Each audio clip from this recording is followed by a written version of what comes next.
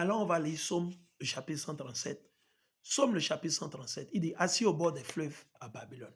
Nos aïeux avaient toujours l'habitude d'aller vers les fleuves, l'océan pour aller prier. Et raison pour laquelle vous avez constaté, Satan est rentré dedans, ils ont mélangé. Quand vous allez vers l'océan Atlantique, vers Ouida, allant vers Togo, le Ghana, vous avez constaté les adeptes, ceux-là qui pratiquent le vaudou, les conneries, ceux qui sont dans le christianisme céleste, vous avez constaté qu'ils vont toujours vers la mer pour aller prier des fois. Mais bref, ils ont mal compris. Ça ne se passait pas. Nos aïeux avaient, parce que vers la mer ou l'eau qui signifie quoi? La vie. Et on se rappelle, quand Adam avait péché, il est allé vers l'eau pour prier. Et c'est ça qu'il a transmis à ses enfants. Parce que vers l'eau, c'est calme, c'est la nature, il y a plus la présence de Dieu.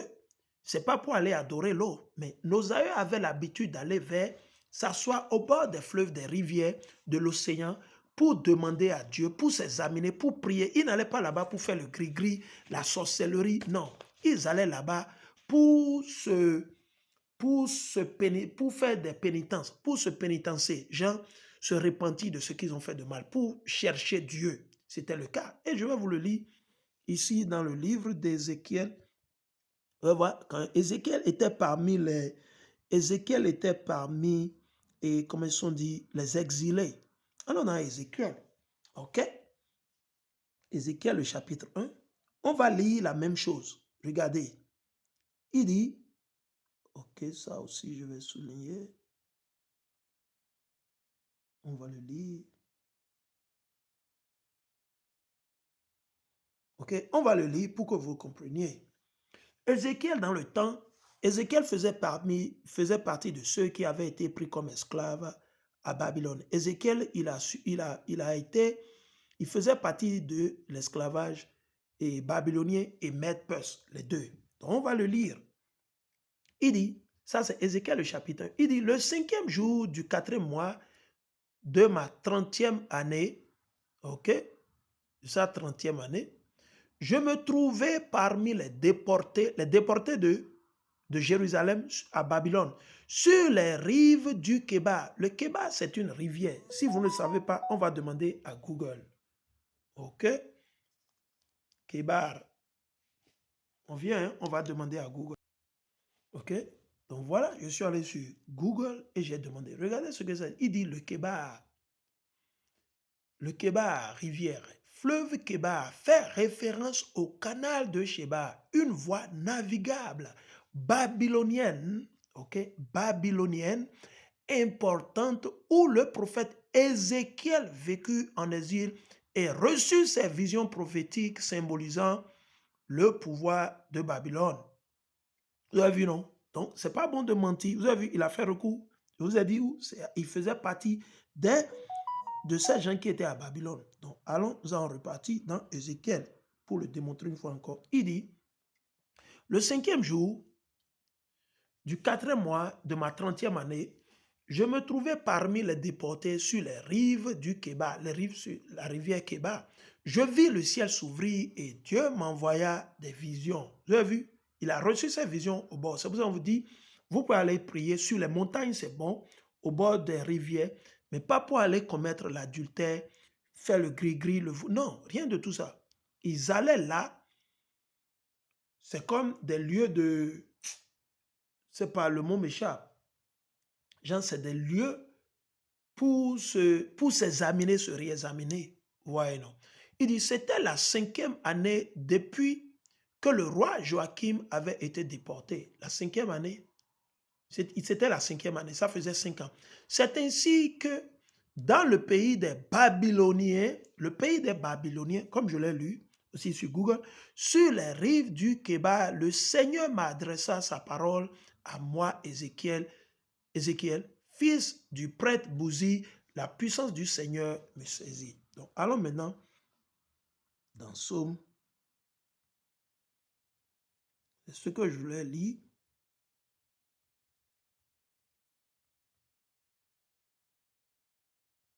C'est important pour que nous sachions. C'est nous les disperser.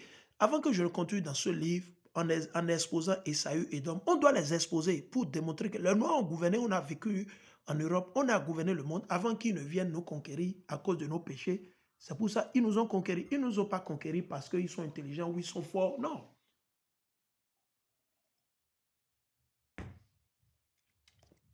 Il dit, Somme 137 normalement. Ah si, c'est 137, mais ici, ça vous montre 136 à cause de la traduction. Assis au bord des fleuves à Babylone, nous pleurions en évoquant Sion, parce que c'est notre mère, c'est Sion qui nous a donné naissance. Nous laissions nos guitares suspendues aux arbres de la rive. Nos aïeux allaient là-bas prier, demander la clémence et la grâce de l'Éternel. Comme je l'avais dit, Ézéchiel a eu sa révélation au bord de la mer, au bord de la rivière. Et là, ceux qui nous avaient déportés osaient nous réclamer des cantiques. Imaginez. On devait chanter pour Dieu. On devait chanter pour Dieu. Mais ce n'est pas le cas. Nos frères et sœurs, ils chantent toujours pour les autres nations, pour Satan. On devait chanter pour Dieu, glorifier Dieu de nous pardonner, de nous délivrer de la main de nos ennemis. Il dit, osez nous réclamer des cantiques. Nos persécuteurs, Emmanuel Macron, Donald Trump, Keir Starmer, George Bush, Obama, et la liste continue. Il dit, nos persécuteurs exigeaient de nous des chants joyeux. Chantez-nous, disait-il un des cantiques de Sion. Mais comment pourrions-nous chanter un cantique du Seigneur sur une terre étrangère? Vous avez vu, nos aïeux n'étaient pas des traîtres. Bien vrai, certainement qu'ils étaient en esclavage, ils n'étaient pas des traîtres. Ils se sont examinés, réexaminés. Ils ont dit non, loin de là, on ne va pas chanter les merveilles cantiques de l'Éternel de Sion sur une terre étrangère. Ils ont refusé. Malgré que c'était le roi qui leur demandait de le faire ainsi. Ils ont dit non, on ne va pas le faire. Donc, ils allaient chanter entre eux au bord de la rivière, au bord de la mer. OK? Il dit, oh Jérusalem, si jamais je t'oublie et bien que ma main droite se paralyse. Imagine, chers frères et sœurs, ça doit être le souci majeur de tout un chacun de nous. Nous sommes originaires de Jérusalem. Nous sommes originaires. C'est de Jérusalem que nos aïeux ont fui en 70 AD, après que Jérusalem, la terre promise, a été détruite. Vous avez plus d'1 million qui ont fui pour aller vers l'Afrique de l'Ouest. Ils ont traversé à travers l'Égypte et le Soudan. Et vous avez d'autres millions qui ont fui pour aller s'installer, pour aller s'ajouter à ceux qui vivaient déjà en Europe. Ceux qui vivaient déjà en Europe avant la naissance et la venue de Hamashiach. Et certains sont restés en Afrique du Nord. Certains sont allés totalement vers l'Asie. Après la destruction de Jérusalem, les 12 tribus d'Israël ont été éparpillées. Certains sont allés vers l'Arabie Saoudite, la Médine, la Mecque, éparpillés partout. Mais on ne vous le sait pas, on ne vous le dit pas. Nous sommes en train de dire, Jérusalem, notre mère. Nous ne sommes pas originaires de l'Afrique. Si quelqu'un vous le dit, c'est un antichrist, c'est un menteur. Il dit, si je cesse de penser à toi, si je ne fais pas de toi ma suprême joie, et bien que ma langue se colle à mon palais, donc imaginez, c'est une malédiction quand vous ne primordialisez pas notre mère, Jérusalem, Sion, qui nous a donné naissance. Le Bénin, ce n'est pas notre pays. Le Ghana, ce n'est pas notre pays. Nous sommes des exilés. L'Éternel nous a promis de nous retourner, de nous ramener sur la terre promise à nos aïeux Abraham, Isaac et Jacob.